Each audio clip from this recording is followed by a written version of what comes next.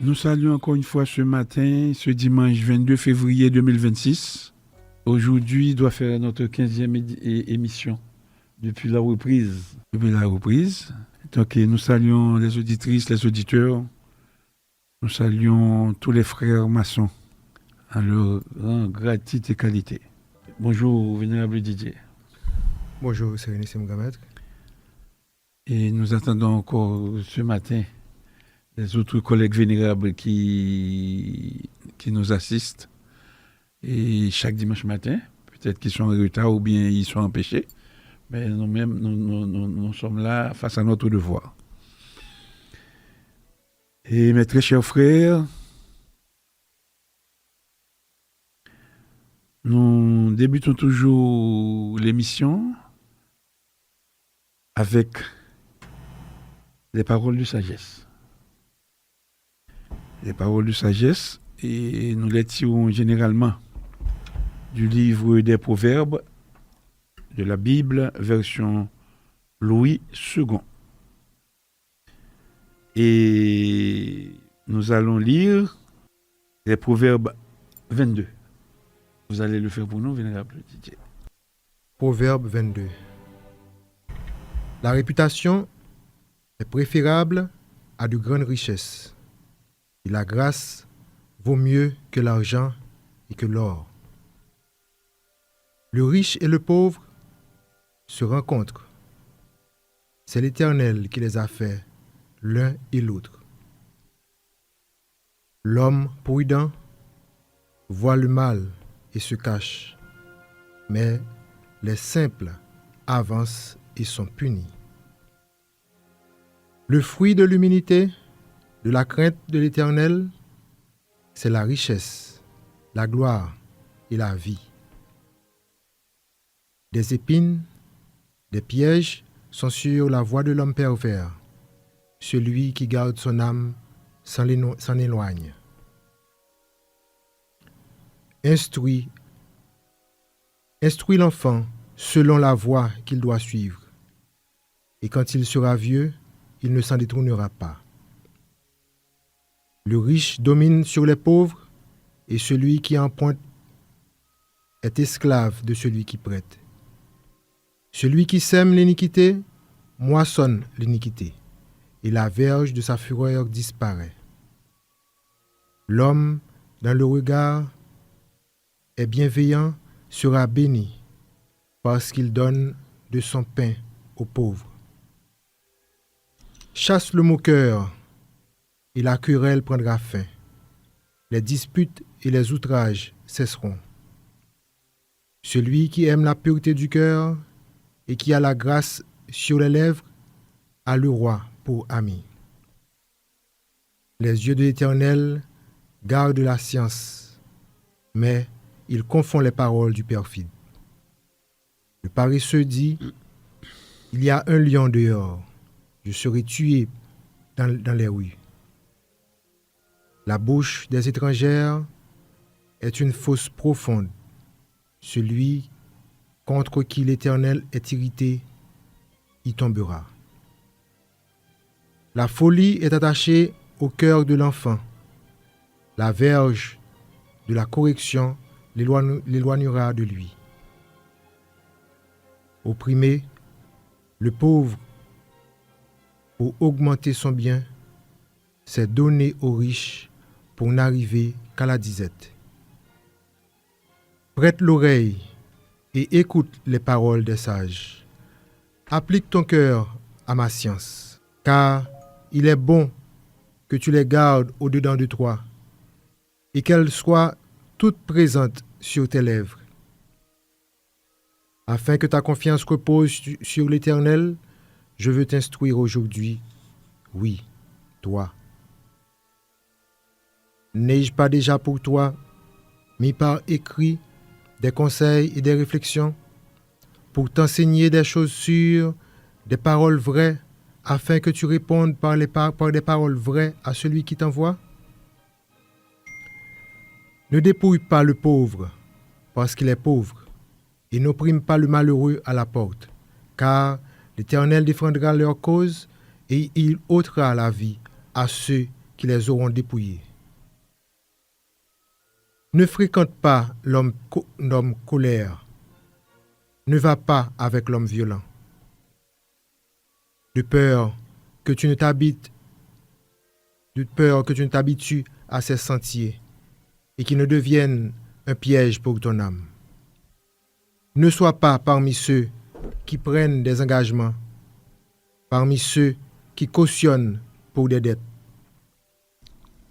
Si tu n'as pas de quoi payer, pourquoi voudrais-tu qu'on enlève ton lit de dessous toi? Ne déplace pas la borne ancienne que tes pères ont posée. Si tu vois un homme habile dans son ouvrage, il se tient auprès des rois. Il ne se tient pas auprès des gens obscurs. Proverbe 22. Merci, vénérable Didier. Nous allons poursuivre, comme à l'accoutumée, l'émission du jour. Et mes très chers frères, je m'adresse à vous, les membres des ateliers symboliques. Je m'adresse à tous les vénérables maîtres. Je m'adresse aussi ce matin à l'ensemble des officiers et membres des respectables loges symboliques.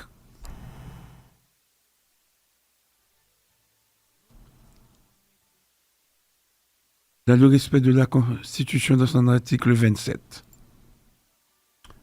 le Grand Conseil des Sages a pris ses responsabilités.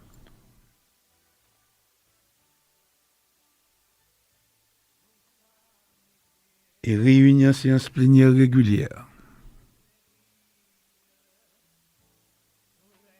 conformément aux prescrits de la Constitution,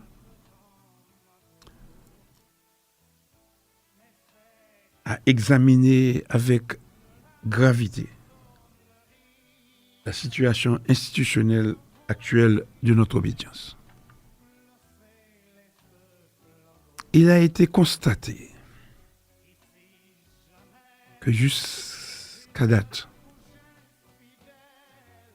des actes, décisions et signatures continuent d'être posés au nom du Grand Orient d'Haïti du 124 par un passé grand maître dont le mandat est éteint. Et ce, en dehors de tout cadre légal, statutaire ou constitutionnel. Nous affirmons avec clarté, en franc-maçonnerie régulière, l'autorité ne possède ni de l'ancienneté, ni de l'influence personnelle, ni d'une légitimité autoproclamée. Elle possède exclusivement de la Constitution. Elle possède du vote souverain des loges en convent. Elle possède du respect scrupuleux des procédures établies. Toute autorité exercée en dehors de ces principes est dépourvue de validité institutionnelle. Et toute loge qui s'y associerait engagerait sa propre responsabilité maçonnique. Nous profitons de ce moment, aussi grave qu'il soit,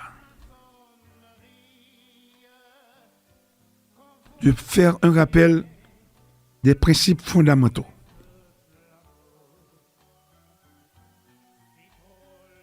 Le Grand Orient d'Haïti de 1824 n'est pas une entité circonstancielle. Il est une institution initiatique, dépositaire d'une continuité historique et d'une légitimité internationale.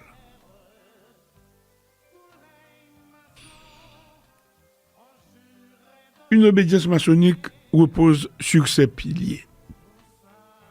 La Constitution, les règlements généraux, la régularité des autorités élues, et j'en passe. Lorsque l'un de ces piliers est fragilisé, l'édifice entier vacille.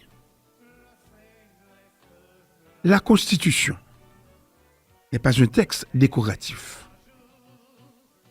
Elle est la garantie de l'ordre initiatique. Elle est le rempart contre l'arbitraire. Elle est le fondement de la reconnaissance.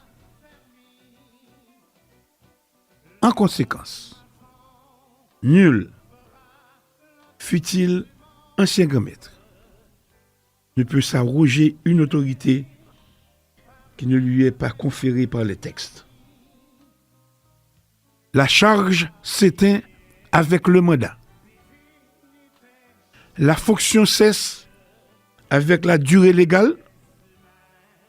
L'autorité retourne à l'institution. Je m'adresse aussi, à ce moment si grave, au vénérable maître, face à leurs responsabilités. Vénérable maître,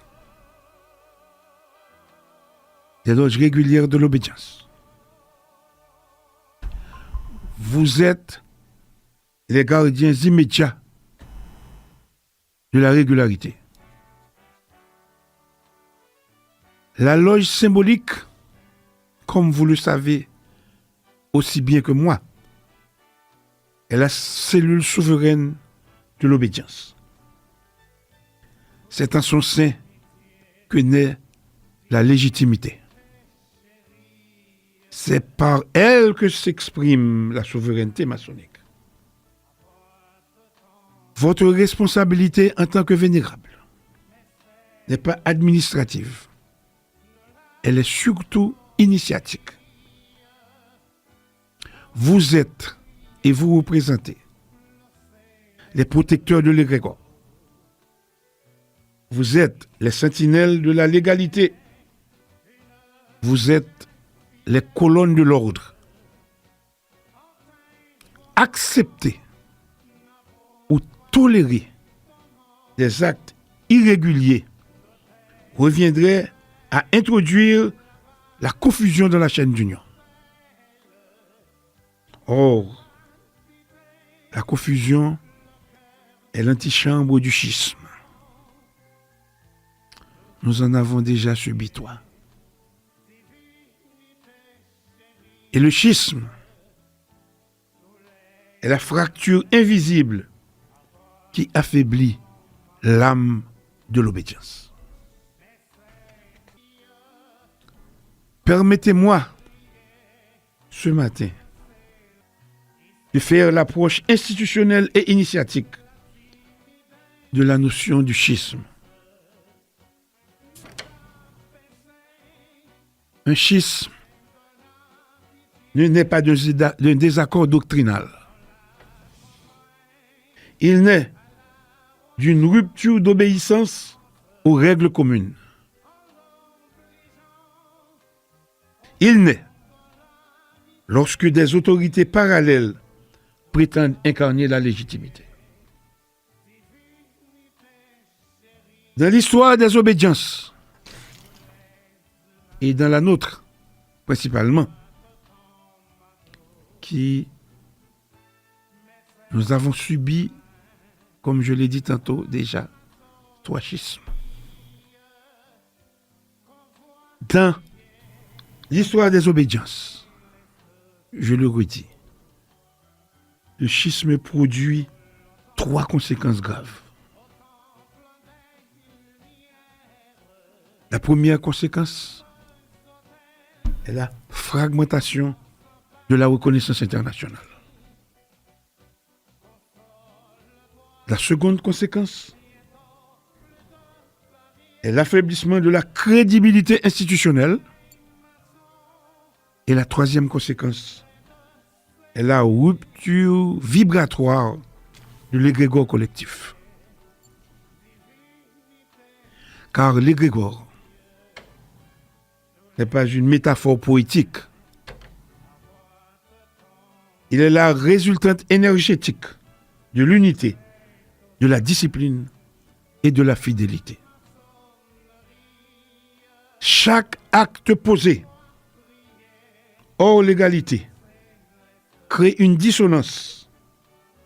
Chaque signature irrégulière crée une fissure et chaque silence complice crée une faille. Et ces failles accumulées deviennent toutes des fractures.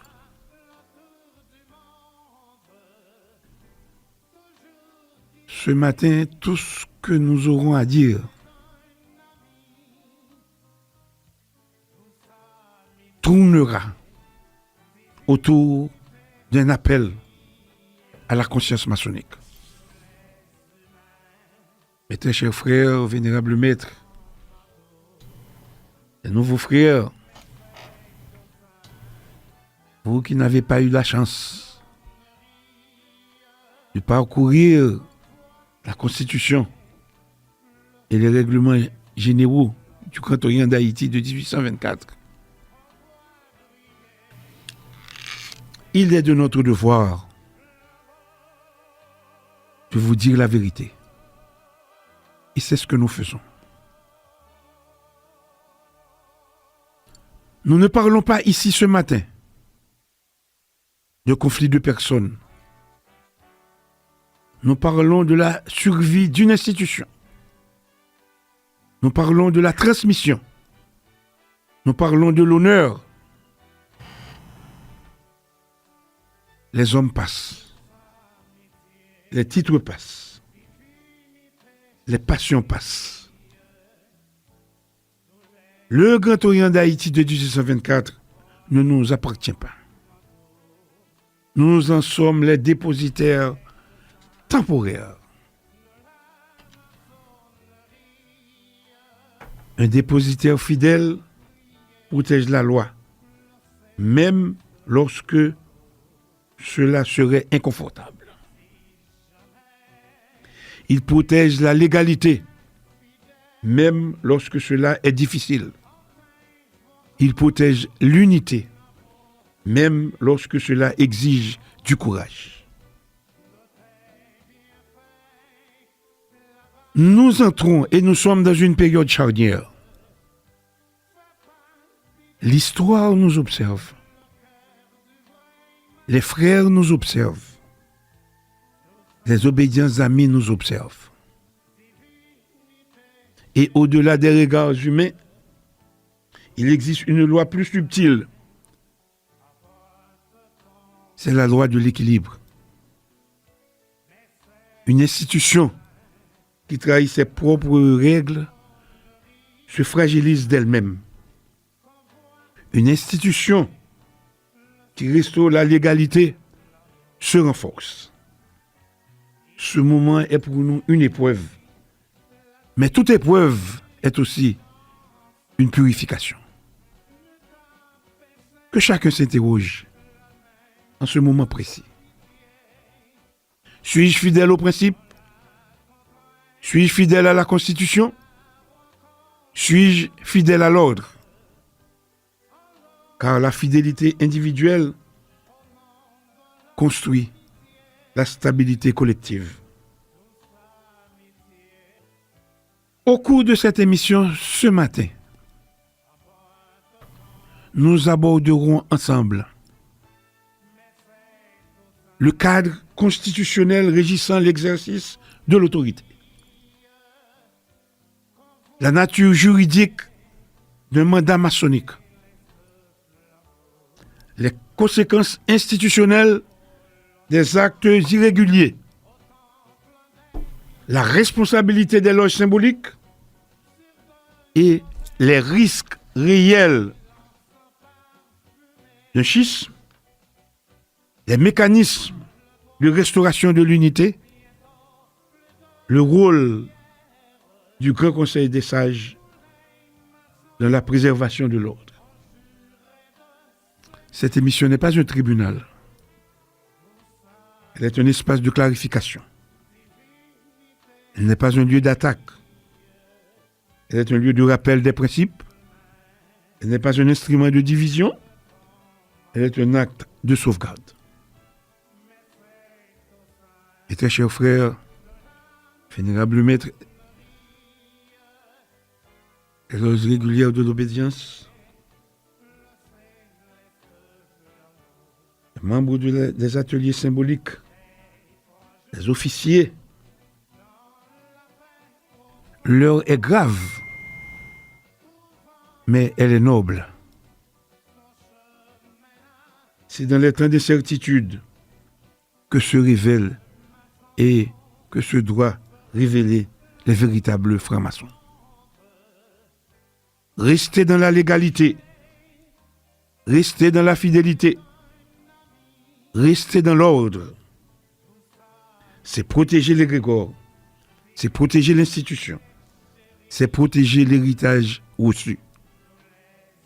Que la lumière ce matin éclaire nos consciences, que la sagesse guide nos décisions, que la force soutienne nos vénérables maîtres et que l'unité demeure au-dessus de toute ambition personnelle.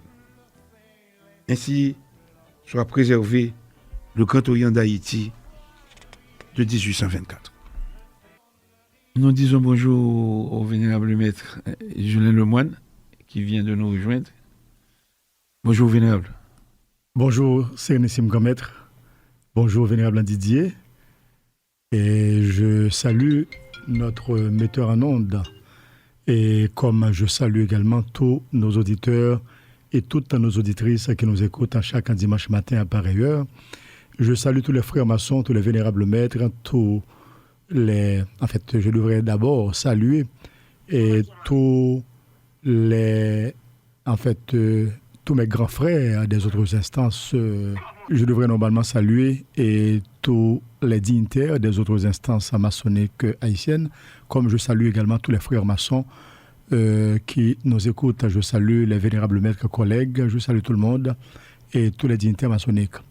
En fait, je tiens à féliciter le Sérénissime Grand Maître Yves-Benoît Jean-Marie qui est encore ce matin et dans un esprit d'engagement, il a encore cherché à sensibiliser, il cherche à sensibiliser toute l'obédience et il s'est adressé également aux vénérables maîtres des loges régulières de l'obédience.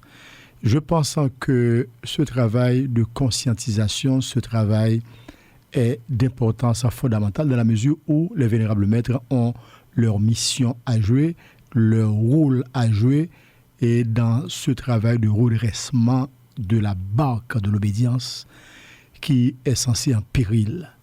Et le Sérénissime Grand Maître, dans ses propos d'introduction, il a campé le Grand Orient d'Haïti, il a campé l'institution maçonnique, il a parlé de questions de responsabilité. Et le fait qu'il a parlé de tout cela, je pense que quelle que soit la personne qui est à l'écoute, elle peut se faire une idée de ce qu'est l'institution maçonnique, de ce qu'est l'obédience maçonnique et de l'engagement également de chaque franc-maçon en particulier. Et nous ne sommes pas en train de nous plaindre, nous ne sommes pas en train de nous apitoyer sur un sort, nous ne sommes pas en train de chercher à avoir raison ou d'acculer quelqu'un. Nous sommes en train de parler de principes recteurs, de principes directeurs. Nous sommes en train de parler de principes fondamentaux. Des principes auxquels on est tous assujettis. Et par conséquent, quand on est franc-maçon, on ne peut pas galvauder les mêmes principes qui constituent la base et le fondement même de l'institution. C'est pour cela que le Sérénissime Grand Maître, dans ses propos d'introduction, il a parlé encore une fois aux vénérables maîtres, aux frères maçons, pour qu'ils puissent en prendre leurs responsabilités. Il a parlé également aux dirigeants, aux dirigeants de l'ordre. Il a parlé aussi à ceux-là qui se prétendent avoir une autorité, mais qui n'est pas une autorité légitime. Par conséquent, moi je veux rappeler que la maçonnerie est une institution ésotérique, qui n'est pas une institution politique, où il y a des coups bas, où il y a des traîtrises, où il y a des balivernes qui se font. Il y a un degré de moralité à garder au sein de la maçonnerie quand on se dit frère. Merci Célestine Maître d'avoir pensé à introduire l'émission de ce matin ainsi avec beaucoup de force et en beauté. Merci. Vénérable Didier. Bonjour Sérénissime Maître, bonjour aux fidèles auditeurs et auditrices de l'émission à l'écoute de la franc-maçonnerie. Sérénissime Maître, vous avez ce matin touché un aspect extrêmement important dans l'obédience qui, ces jours-ci, est en train de traverser une période difficile. Il s'agit justement de la régularité et de l'institution, de l'avenir de l'institution. En fait, au sein de l'obédience, on a toujours eu cette alternance, un pouvoir qui est transmis à certains pour un moment doit être rendu le moment venu. En fait, il faut savoir se retirer lorsque la table est desservie. On ne peut pas se prévaloir d'une autorité qui, à un certain moment, doit être transmise à l'autre. Il s'agit d'une loi universelle où la transmission doit se faire pour que la pérennité puisse s'installer. S'il n'y a pas de renouvellement, alors, à un certain moment, l'institution va se faner et pourra même mourir. Donc, c'est la raison pour laquelle il y a toujours eu cette transmission à un certain moment pour que l'institution puisse se renouveler. Je salue encore une fois les fidèles auditeurs, les vénérables maîtres des différents Orients et les frères de par le monde. Merci vénérable Didier. Donc, à la rubrique, il y a une rubrique que nous n'avons pas de choses à présenter ce matin. En termes d'activité, nous n'avons rien reçu. J'ai reçu les activités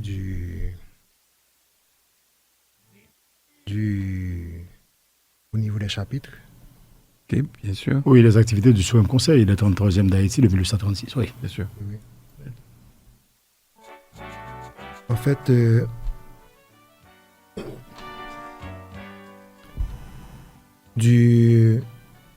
pour la période du 16 février au 22 février, on aura le chapitre de Rose-Croix, l'Espérance numéro 1, qui travaillera le jeudi 19 février. En fait, on a eu également le 20 février l'aéropage des Amis de la Paix, numéro 2, qui a eu sa tenue d'obligation. L'aéropage des Dépendances, numéro 32, Zénith de Petite-Rivière de la Tibonite, qui a travaillé le samedi 21 février. Et aujourd'hui, on aura les Fils d'Iram à l'Orient de Petit-Goave, les Fils d'Iram numéro 21, qui travaillera au 14e degré. Alors j'en profite pour saluer les différents très sages et très éminents commandeurs, Emmanuel Philippe, Loubert Bastien et Luno Sauveur. J'en profite aussi pour présenter toutes mes félicitations à ces bien-aimés frères qui travaillent et qui tiennent encore le flambeau à leur niveau. Félicitations, bien-aimés frères. Quelles que soient les circonstances, il faut tenir. Et même quand il y a une grave crise qui s'annonce au sein du Grand Orient d'Haïti de 1824, je vous assure que cette crise en sera résolue parce qu'on ne pourra pas garder la situation telle qu'elle est. Nous prenons le temps qu'il faut et pour faire le travail et de frères en posant le problème et à tous les niveaux, et le médium que nous avons ici et qui est cette émission à l'écoute de la franc-maçonnerie et au niveau de Radio Guinée, nous faisons le travail. Mais quand il faudra encore avancer un peu plus loin, on devra prendre son courage à deux mains pour avancer. Donc, on décline en toute responsabilité de ce qui peut et éventuellement se passer en termes d'engagement, parce que quand on aura fini d'épuiser une étape à l'amiable, donc maintenant, et la loi de la République nous oblige de faire ce que le doit. Et par conséquent, nous déclinons tout en responsabilité si, et par méchanceté, si par mauvaise foi, si quelqu'un traîne la maçonnerie à ce niveau. Donc par conséquent, je félicite ces frères des aréopages, des chapitres. Je félicite également et tous ceux qui prennent leur engagement. On aura encore aimé voir les loges fonctionner et dans la régularité avec un Grand Orient coiffé par une autorité établie, j'ai dit, une autorité établie, constitutionnellement établie, et en ce sens, nous pensons que les autorités dont leur mandat prend fin, donc ces autorités doivent nécessairement se retirer pour faire place nette à qui de droit issu des compétitions électorales organisées par le Grand Orient d'Haïti de 1924. Merci, Vénérable Lemoine. Donc nous allons poursuivre l'émission et je crois aussi, Vénérable Didier, que nous devons saluer le vénérable maître de la respectable loge, la parfaite sincérité des cœurs, numéro 4, à l'Orient de Jacmel. Et nous avons reçu le vénérable maître Agela Ternella. Vénérable maître, que je salue. Nous vous saluons parce que nous venons de recevoir et les images on peut parler de reconstruction. Oui. On ne peut pas parler d'aménagement. Et j'ose dire que la respectable loge, la parfaite sincérité des cœurs, réunie numéro 4 à l'Orient de Jacmel, a été reconstruit. A été totalement reconstruite. Et quand je vois ces images, je regrette que ce matin, si on avait reçu ces images plus tôt, on aurait pu s'arranger pour que l'obédience entière puisse voir de quoi nous parlons. Mais nous nous réservons, toutefois, quand Télé-Guinée sera à Jacmel, nous ferons le devoir de prendre les images et de faire une interview avec le vénérable. Et nous ne savons pas s'il est à l'écoute, mais nous allons faire tout notre possible pour le rejoindre ce matin et pour que ces félicitations lui soient données par notre voix et pour aussi traduire notre satisfaction. Et vous permettez que je salue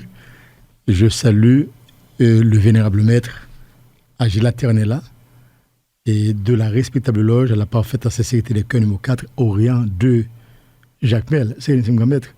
Et le vénérable Ternella Agela, et c'est un avocat et un confrère.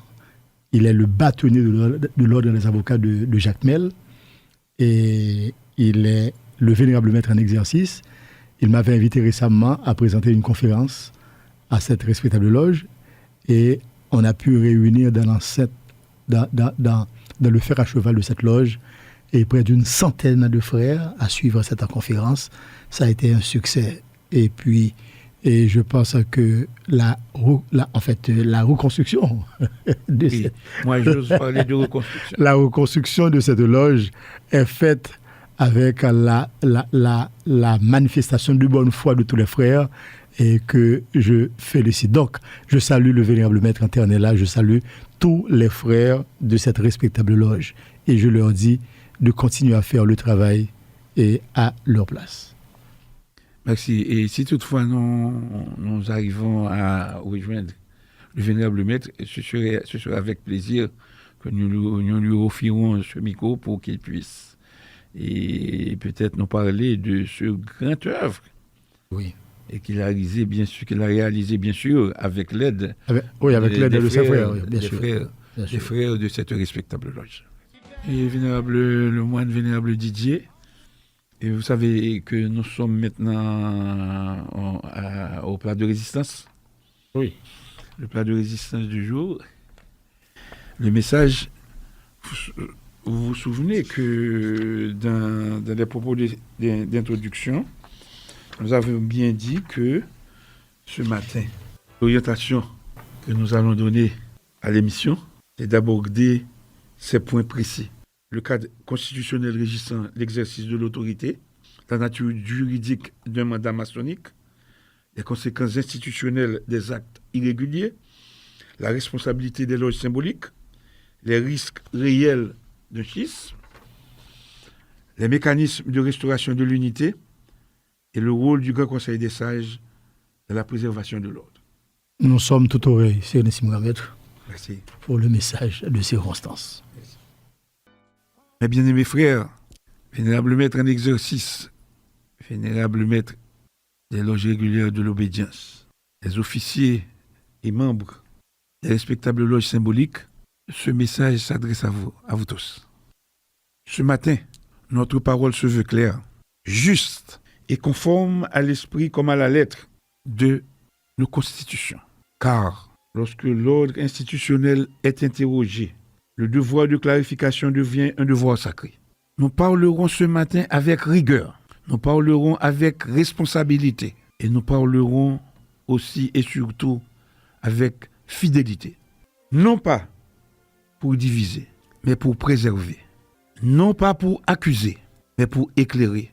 Non pas pour affaiblir, mais pour fortifier. Nous allons commencer par parler du cadre constitutionnel régissant l'exercice de l'autorité. Toute obédience maçonnique régulière repose sur un fondement intangible, sa constitution. La constitution constitue la norme suprême interne.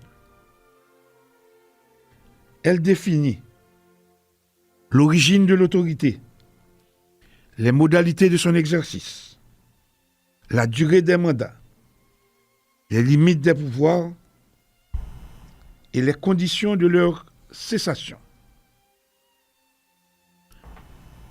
En franc-maçonnerie régulière, je vous le rappelle, nul pouvoir n'est personnel. Tout pouvoir est délégué. Il est délégué par la souveraineté des loges, mais bien sûr dans le respect de la Constitution et des règlements généraux. Il est encadré par la Constitution. Il est limité par le temps. Ainsi, l'autorité n'est pas une propriété, elle est une fonction. Elle ne s'appartient pas, elle appartient à l'institution. Et lorsque le mandat prend fin, l'autorité retourne immédiatement à sa source, la loi constitutionnelle. Ce principe protège l'obédience contre toute personnalisation du pouvoir.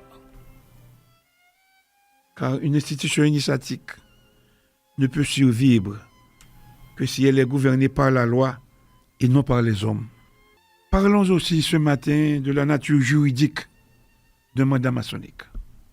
Un mandat maçonnique possède une nature juridique précise. Il est limité dans sa durée, limité dans son objet, limité dans sa légitimité. Il tire sa validité exclusivement de 3 éléments. La Constitution, l'élection régulière et la reconnaissance institutionnelle. Lorsque l'un de ces éléments disparaît, le mandat cesse d'exister juridiquement. Ce principe est fondamental, car l'ancien titulaire d'une charge conserve la dignité morale de sa fonction passée, mais il ne conserve pas l'autorité juridique de cette fonction. La dignité demeure, mais l'autorité cesse.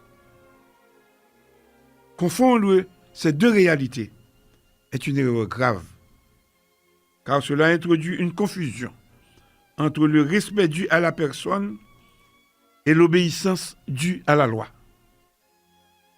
Or, en franc-maçonnerie, l'obéissance est due à la loi, jamais à une personne. Quand il y a des actes irréguliers qui sont posés, il faut aussi s'attendre aux conséquences de ces actes irréguliers. Qu'entend-on par un acte irrégulier? Dans ma compréhension, et les conséquences sont graves. Première conséquence, la nullité institutionnelle. Un acte posé sans autorité valide n'engage pas l'obédience. Il n'a aucune valeur juridique interne. Deuxième conséquence, la confusion administrative. Les loges peuvent être induites en erreur. Les frères peuvent être placés dans l'incertitude et la chaîne d'autorité automatiquement est altérée. Troisième conséquence, l'affaiblissement de la crédibilité.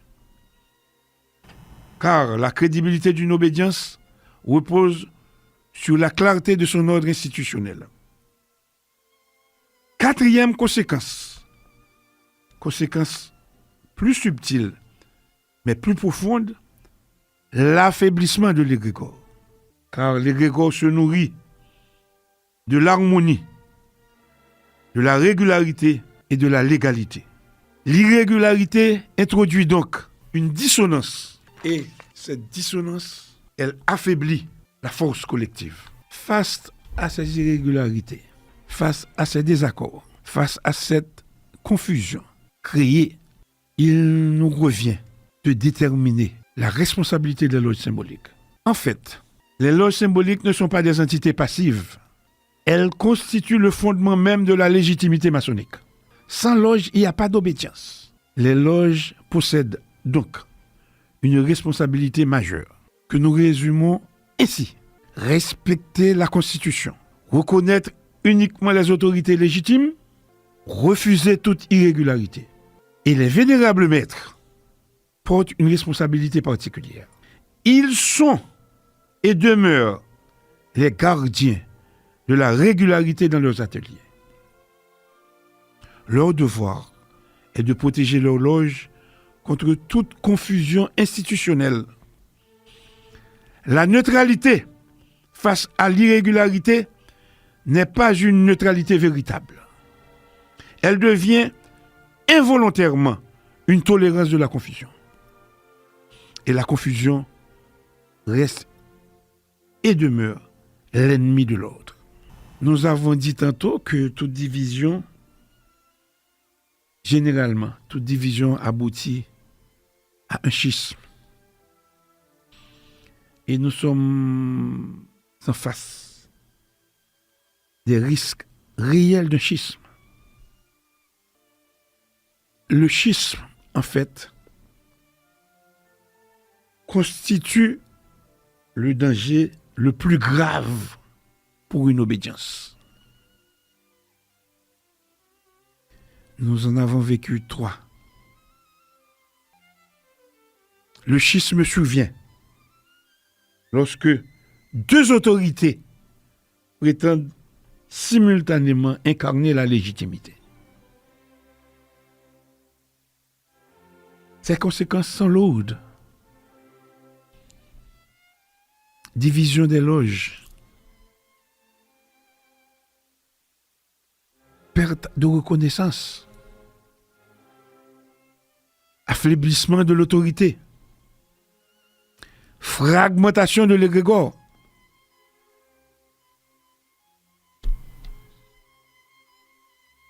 Je vais plus loin pour vous dire, bien-aimés frères, vénérables maîtres, officiers et membres des loges régulières de l'obédience. Je vous le dis, le schisme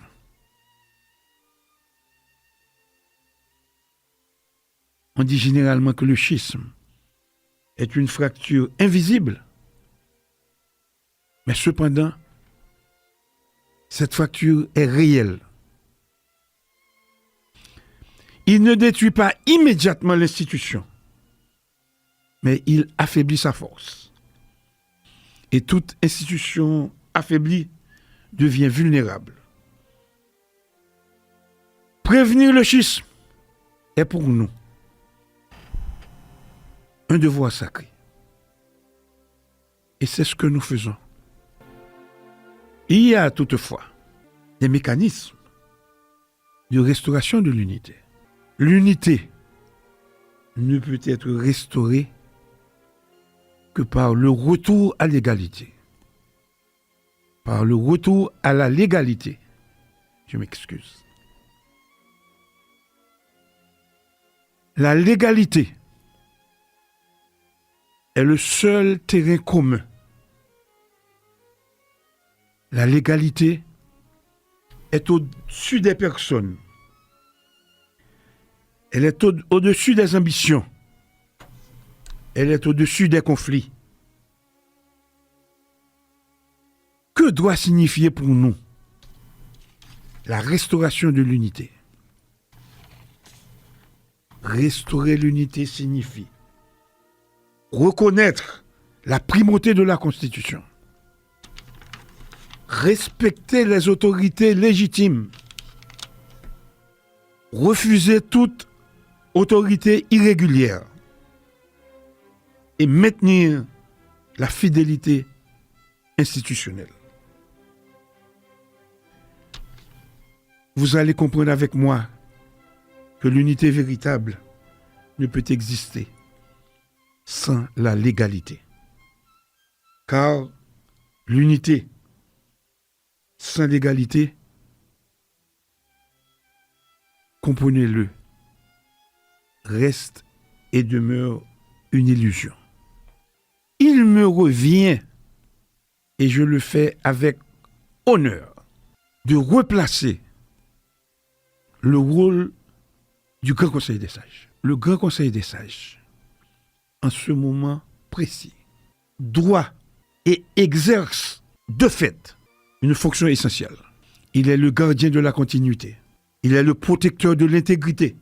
Il est le veilleur de l'équilibre. Son rôle n'est pas un rôle politique. Aucun des membres ne recherche ni fonction, ni pouvoir. Le rôle du Grand Conseil des Sages est et demeure institutionnel. Il veille à ce que l'institution demeure fidèle à elle-même. Il agit non pour dominer, mais pour protéger. Non pour imposer, mais pour préserver. Il constitue, en fait, une conscience institutionnelle.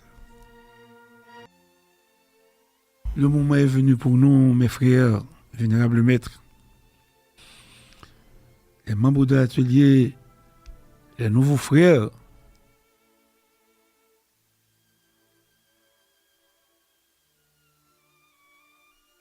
il est en ce moment un devoir de lancer un appel final à votre conscience. Et très chers frères, chaque époque impose ses responsabilités. La nôtre est claire. Préserver l'institution, préserver la légalité, préserver l'unité. Le Grand Orient d'Haïti de 1824 a traversé des siècles.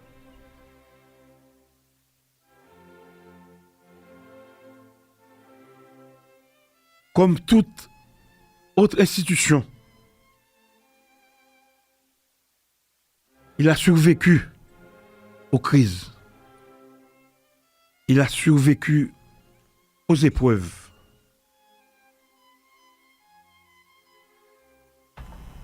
Il survivra encore si chacun demeure fidèle à la loi.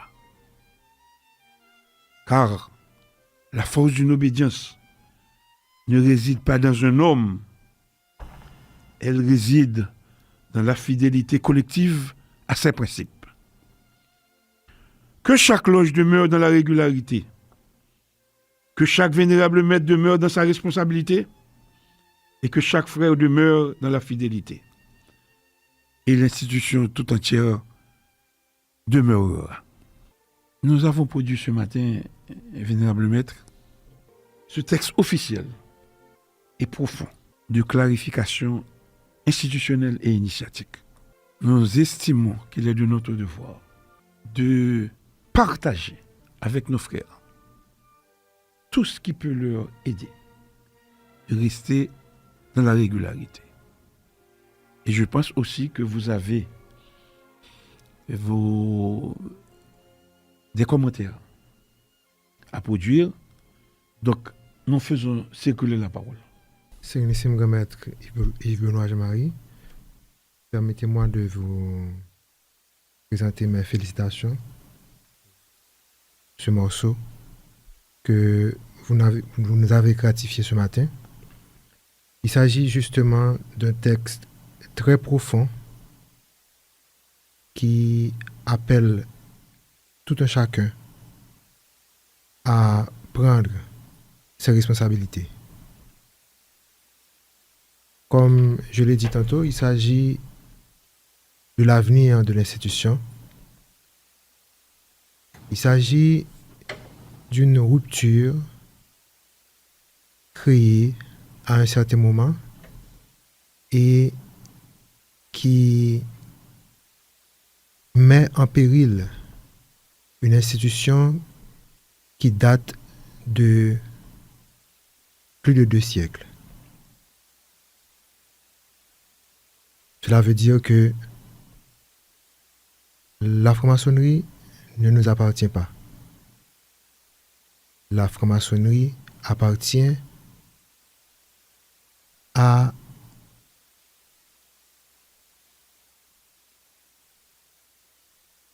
cette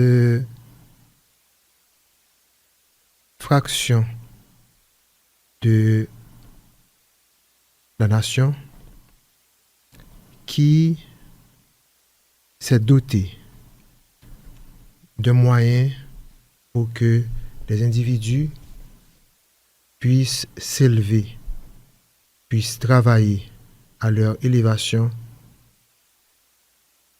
au sein de cette nation. Et il ne nous appartient pas aujourd'hui de travailler à sa destruction. Alors, encore une fois, Sérénissime Grand Maître, je vous présente toutes mes félicitations. Et en fait, dans cette même veine, je tiens à présenter également, et comme de fait, je présente toutes mes félicitations au Sérénissime Grand Maître Yves Benoît Jean-Marie, qui a produit un texte très profond, très bien à propos et qui met en exergue les valeurs initiatiques. Quand je félicite le Sérénissime Grand Maître, quand je félicite également tous ceux qui peuvent en comprendre et qui comprennent, en fait, qui vont également et agir et réagir à partir de ce qu'ils ont entendu ce matin. Dans les différents propos du Sérénissime Grand Maître ce matin, dans son texte, il a placé l'obédience dans son contexte historique et constitutionnel, ce qui est un travail extraordinaire. Il a parlé de rigueur et de fidélité. Maintenant, placer la situation dans son contexte, c'est parler également du cadre constitutionnel, comme il a dit, régissant l'exercice de l'autorité. Mais j'ai beaucoup apprécié quand il a parlé aussi de fondements intangibles. Il a parlé de constitution comme un fondement intangible et parler de tout ça, je suis sûr que les frères qui sont à l'écoute, ils pourront également se questionner sur leurs responsabilités quand ils voient les choses se passer d'une manière autre que ce que prescrivent la Constitution et les règlements généraux. Nous pensons que le Sérénissime Grand Maître a sonné le glas. Le Sérénissime Grand Maître, c'est comme un système d'alerte. Il dit exactement, voilà ce qu'il voit arriver, voilà comment il faut prévenir, et voilà l'engagement de tout le monde, la responsabilité commune. Et cette responsabilité, mes bien-aimés frères, il ne faut pas la contourner, il ne faut pas la fouler aux pieds. Il faut au contraire endosser cette responsabilité pour éviter que le pire arrive. Dans le texte du Sérénissime Grand Maître, il a dit que tout pouvoir est délégué par la souveraineté des loges. Mais il a pris le soin de dire dans le respect des règlements généraux de la Constitution. C'est intéressant. Tout pouvoir est délégué par la souveraineté des loges, certes, on est d'accord, mais dans le respect des règlements généraux et la Constitution. J'ai pris le soin de noter cette partie. Parce que on ne peut pas se dire autorité responsable pour maintenant induire les loges à commettre une erreur grossière et pour se dire détenteur d'autorité légitime. Qu'est-ce que cela veut dire? Qu'est-ce que cela veut dire? La souveraineté des loges dont on parle ne peut se manifester dans l'illégalité. Le frère Malherbe Jacquet qui m'écoute aujourd'hui, le passé Sérénissime Grand Maître, je sais que vous écoutez l'émission. Je sais que vous écoutez l'émission Sérénissime Grand Maître, Malherbe Jacquet, passé Sérénissime Grand Maître, Malherbe Jacquet. Je sais que vous écoutez. Je sais aussi que les membres qui sont les membres de cette structure illégale, conseil exécutif et intérimaire, je sais que vous écoutez aussi.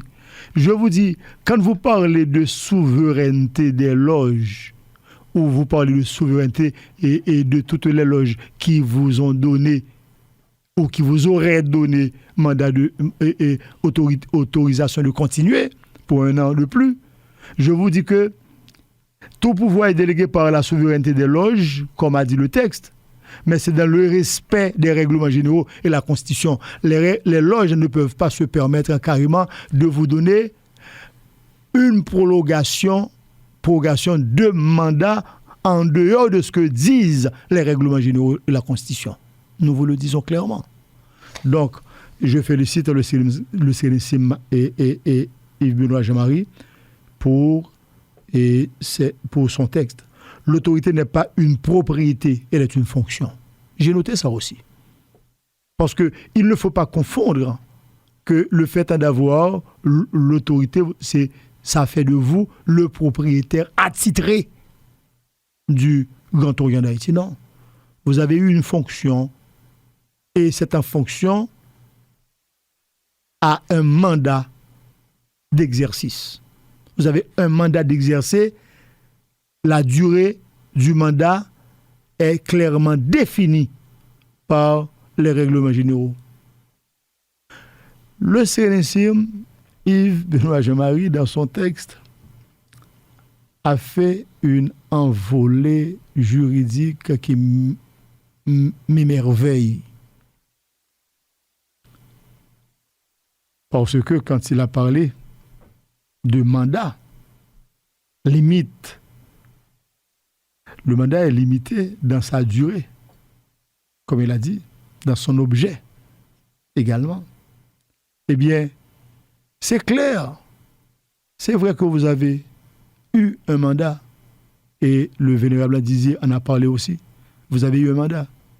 Le mandat arrive à terme. Vous n'avez absolument aucun moyen, aucun artifice de prétendre pouvoir encore exercer cette même autorité qui est définie par un mandat, par les règlements généraux et qui est limitée dans le temps. Vous n'avez aucun moyen, aucun artifice, aucune astuce à utiliser pour faire avaler cette pilule amère. Non. Personne ne va l'avaler. On peut vous donner l'impression de vouloir marcher avec vous pour des raisons inavouées et inavouables. Cependant, les gens qui sont autour de vous, passez Sérénissime comme maître Malève Jacquet, les gens qui sont autour de vous savent très bien que vous êtes dans l'illégalité, que vous êtes dans l'immoralité, dis-je. Vous êtes dans l'immoralité, dans l'illégalité, et vous travaillez pour la destruction de l'ordre, vous travaillez pour la destruction du Grand Orient d'Haïti, vous travaillez pour la destruction de la maçonnerie. Les gens qui sont autour de vous, dont certains sont très intelligents, sont de niveau intellectuel valable, ils savent que vous marchez sur des œufs. Le Sérénissime Grand Maître Malève Jacquet sait qu'il a eu une mission. Et pour ceux-là qui m'écoutent et qui savent que j'étais membre du conseil exécutif, j'étais grand orateur, j'étais second grand maître adjoint, premier grand maître adjoint, eh bien, un jour arrivera où certaines choses pourront être discutées dans des assemblées maçonniques et les gens s'en pourront comprendre. Des choses que je ne dirai pas sur les ondes. Même quand je parle comme ça, avec cette verve mordante, je sais que certaines choses ne vont pas être divulguées sur les ondes. Je sais. Je dirai exactement ce que je peux dire, mais je ne dirai jamais ce que je ne devrais pas dire. Question d'éthique et de moralité. Le Sérénissime Grand Maître Yves-Benoît Jean-Marie, dans son morceau d'architecture aujourd'hui, il a parlé de l'égrégore qui se nourrit de l'harmonie, de la régularité, et j'en passe. Sans elle, ce produit une dissonance qui affaiblit la force collective. Est-ce que vous y réfléchissez? Est-ce que vous y réfléchissez? Eh bien, ces propos du sérénissime grand maître Yves-Benoît Jean-Marie, qui jouit encore de toute sa réputation, de toute sa bonne réputation de la maçonnerie, en témoigne l'accueil qui lui a été réservé dans le Nord récemment par les différents frères de différentes loges régulières de l'obédience. Je suis en droit de dire que ces propos ressemblent à ceux d'un grand frère qui donne conseil et qui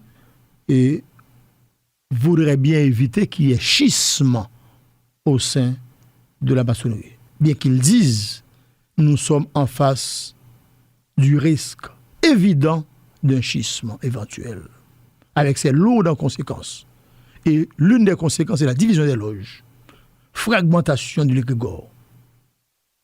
Il a bien dit que le schisme est une fracture indivisible. Il invite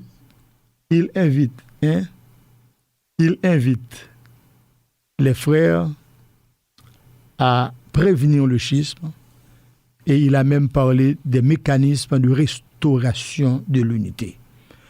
Toutes mes félicitations et Sérénissime Grand Maître Yves-Benoît Jean-Marie et félicitations à toi également, collègue Vénérable Didier, qui a renchéri en des termes assez lumineux. Et moi-même, je crois qu'il était de mon devoir, et non seulement de commenter le morceau du Sérénissime Grand Maître Yves-Benoît Jean-Marie, il était aussi de mon devoir moral, de citer nommément le passé Sérénissime Grand Maître Malherbe Jacquet, de faire référence également aux gens qui sont dans son entourage et de m'adresser également aux vénérables maîtres des loges régulières de l'obédience qui ont cette mission de redresser la barque et aux frères des ateliers également de poser des questions à qui de droit afin que la situation se normalise. J'estime avoir dit, c'est Onésime Grand Maître. Merci Vénérable le moine, merci Vénérable Didier. Donc, nous n'avons pas été longs ce matin, mais nous avons été très profonds. Nous sommes rentrés dans la profondeur des choses et nous voulons quand même éveiller la conscience. Tout à fait. La conscience. Nous estimons que nous le ferons à chaque fois que l'occasion se présentera. Tout à fait. Face à notre devoir. Même quand les menaces même quand les menaces sont là, mais nous avons déjà traversé des champs d'horreur à plusieurs niveaux. Donc nous estimons que nous ne saurions être victimes quand nous faisons notre devoir. Oui, et Sérénissime Grand Maître, on n'a pas peur. Et le fait de prendre son engagement dans la lumière, le fait de dire la vérité, le fait d'être en paix avec sa conscience, le fait de rester dans la ligne de conduite et dictée par la morale, et par la morale, je pense que nous n'avons pas intérêt d'avoir peur de quoi que ce soit et de qui que ce soit. Ce qui est important pour nous, c'est de dire toujours la vérité. Ce qui est important pour nous, c'est de camper la situation telle qu'elle est.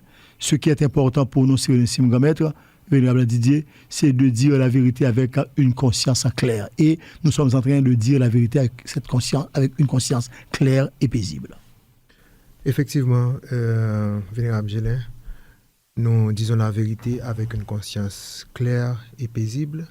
Et nous cherchons à éviter justement qu'il se produise un schisme au sein de l'obédience.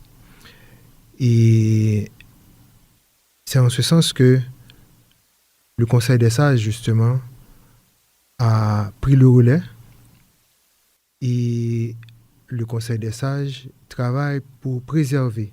Il faut ajouter Cette le unité. grand. Le Le grand. Grand Conseil des sages, oui. Il y a Exactement. une grande différence. Oui. Oui. Le Grand Conseil des sages travaille à préserver cette unité au sein de l'obédience à travers toutes ces actions. Eh bien, c'est justement ça. Je pense que les frères doivent savoir que le Grand Conseil des sages prend charge. Prend charge. Maintenant, s'il y a résistance du côté d'un frère, c'est justement dans sa velléité de créer une crise. Mais on n'y arrivera pas. La guerre de Troie n'aura pas lieu parce que le Conseil des sages, le Grand Conseil des sages prend charge. Bientôt, ce qui doit être fait se fera. Et l'obédience sera au courant. Le Grand Conseil des sages prend charge. On ne saurait laisser les choses aller à la dérive comme ça.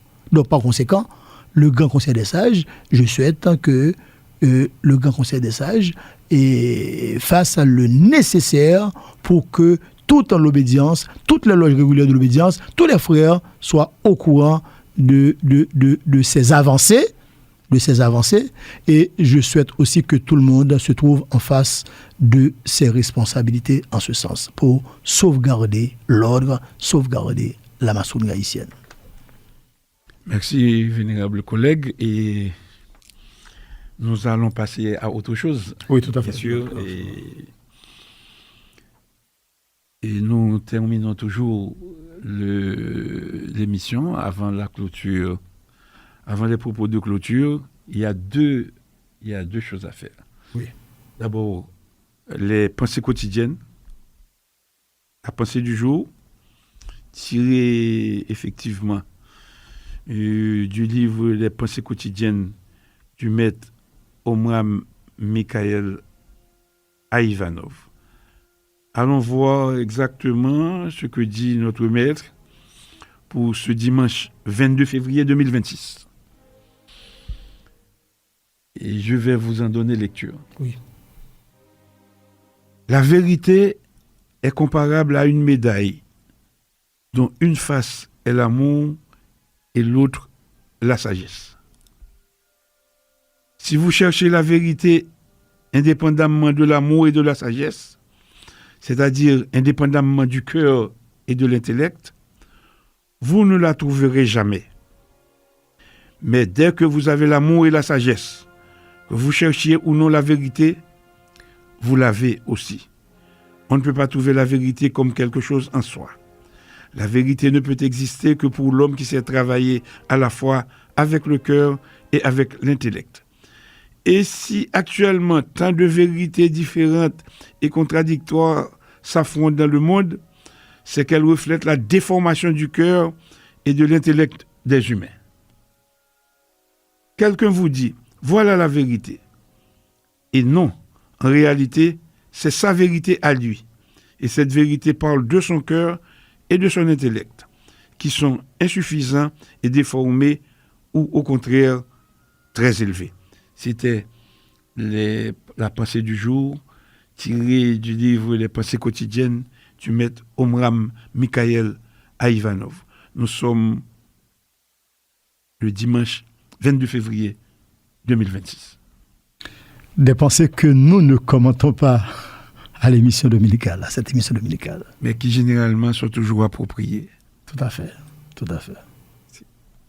Et comme à l'accoutumée, je voulais que ma soeur Cam réprimande encore pour la grande invocation. Donc, vénérable le moine, vous avez l'honneur. Merci Sénessim Grand-Maître. Et j'en profite avant de faire la grande invocation et pour saluer le bien-aimé frère Harold Dimanche qui nous écoute à l'étranger. Je sais qu'il a été en vacances à Jamaïque. Et je salue le frère Jean-Junior Rousseau qui nous écoute et qui fait également des salutations au panel de l'émission à l'écoute de la franc-maçonnerie.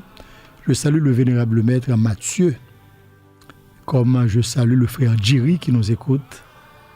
Et je salue le vénérable maître Émilien, frère Dolphe qui nous écoute. Et au Trou du Nord, Je salue également tous les autres frères. Je salue le frère Ablami Junior qui nous écoute. Comme je salue aussi un auditeur, un journaliste, Junior Darius, animateur d'une station de radio qui nous écoute et qui écoute régulièrement chaque dimanche. C'est l'heure maintenant de faire la grande évocation, chers amis auditeurs et auditrices. Du point de lumière dans la pensée de Dieu, que la lumière afflue dans la pensée des hommes, que la lumière descende sur la terre. Du point d'amour dans le cœur de Dieu, que l'amour afflue dans le cœur des hommes, puisse le Christ revenir sur terre. Du centre où la volonté de Dieu est connue, que le dessein guide le faible vouloir des hommes, le dessein que les maîtres connaissent et servent. Du centre que nous appelons la race des hommes, que le plein d'amour et de lumière s'épanouisse et puisse-t-il sceller la porte de la demeure du mal. Que lumière, amour et puissance restaurent le plan sur la terre. Amen, amen, amen. C'est Nissim Gametra, j'ai failli oublier de présenter toutes mes félicitations au vénérable maître Milfranz Dorilma qui fait office de grand maître Z AI. Et je félicite également le vénérable maître et Jacques Sius, lui. Alors je ne donne pas trop de titres, je parle de vénérable maître. Et ces deux vénérables maîtres qui sont de l'avenue numéro 50, Orient de la Croix des Bouquets, le vénérable Jacques Sius, lui, qui donne cette mission, cette charge au vénérable Milfranz Dorilma, qui était déjà son grand capitaine. Donc, je présente toutes mes félicitations à ces deux bien-aimés frères, vénérables maîtres collègues. Chères auditrices, chers auditeurs, bien-aimés frères, vos grades, rang, titres et qualités, frères en humanité. Aujourd'hui, notre acclamation finale pour clore l'émission du jour, cette acclamation finale sera pour l'unité, pour la légalité et pour l'égrégore. Mes très chers frères, vénérables maîtres, vous devez être debout et en conscience. Que le silence se fasse, que les cœurs s'alignent, que les esprits s'élèvent. Ce matin, nous n'avons pas parlé pour diviser, nous n'avons pas parlé pour accuser, nous avons parlé pour préserver. Car au-dessus des hommes, il y a la loi. Au-dessus des ambitions, il y a l'institution. Et au-dessus des conflits, il y a l'unité. Nous affirmons solennellement que la Constitution demeure notre boussole, que la régularité demeure notre fondement, que la légalité demeure notre rempart. Nous refusons le désordre, nous refusons la confusion, nous refusons le schisme. Nous choisissons l'ordre, nous choisissons la fidélité, nous choisissons l'unité. Que chaque loge se redresse dans la clarté, que chaque vénérable maître assume la plénitude de sa charge, que chaque frère se tienne dans la droiture. Car l'égrégore du Grand Orient d'Haïti de 1824 n'est pas une abstraction. Il est la somme de nos fidélités. Il est la vibration de nos engagements. Il est la lumière accumulée de plus de 2 siècles de transmission. Et nous déclarons en conscience et en responsabilité, aucune ambition personnelle ne sera plus forte que l'institution. Aucune signature irrégulière ne sera plus forte que la Constitution. Aucune division ne sera plus forte que la chaîne d'union. Que l'ordre soit restauré là où il a vacillé. Que la lumière dissipe toute confusion. Que la sagesse triomphe de l'orgueil. Que la vérité triomphe du tumulte. Et que l'unité, toujours l'unité, encore l'unité, scelle nos consciences, protège nos loges et élève notre obédience. Mes frères, si vous croyez en la loi, proclamez-le. Si vous croyez en l'ordre, affirmez-le. Et si vous croyez en l'unité, scellez-le. Pour la loi, pour l'ordre, pour l'unité, que vive la régularité, que vive la fraternité, que vive le Grand Orient d'Haïti dès 1824 et que la lumière demeure.